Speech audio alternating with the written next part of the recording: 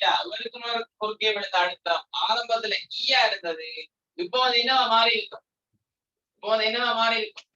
இவை 2 மாறி இருக்கும். 18வது சிம்பிளானது. ஆக யோசிச்சு கொண்டெல்லாம் நிக்க கூடாது. சிம்பிளா கண்டு கொண்டு போகணும். முதன்மை சுற்ற மாற்று சிக்மாவா இல்ல சமநிலை நில வரவாசியாயினால் துணை சுற்றின் முனைகளுக்கு குறுக்கே விழுந்த அழுத்தம் வரவாசியாக இருக்கும். ஆகவே இவை 2 அழுத்தமா இருக்கு. பி சமன் இ மைனஸ் ஐயா போடலாம். இல்ல இன்னொரு சமன்பாடு உங்களுக்கு சொல்லி தந்திருக்கேன். ஈ தர ஆரின் கீழ் ஆர் பிளஸ் ஆர் புறத்தடையின் கீழ் புறத்தடை பிளஸ் அகத்தடை.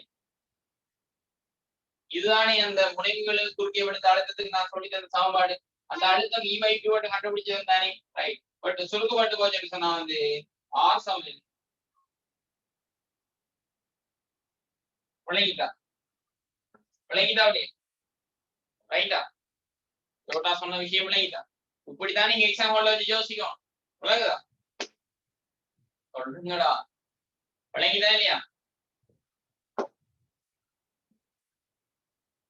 இப்பதான் காய்ச்சல் போய் சேர்ந்துருக்கீங்க. விளங்கிட்டா? முடிச்சுட்டு இருக்கீங்களா? விளங்காட்டி கேளுங்க. விளங்கிட்டா? சரியா? தானஸ்வர படத்துல யாராச்சும் இருக்கீங்களா? இந்த சத்திரமாயிதான் மீன் போறோம். விளங்கிதான்? Right, okay. ஷார்ட்கட் யூஸ் பண்ணுங்க.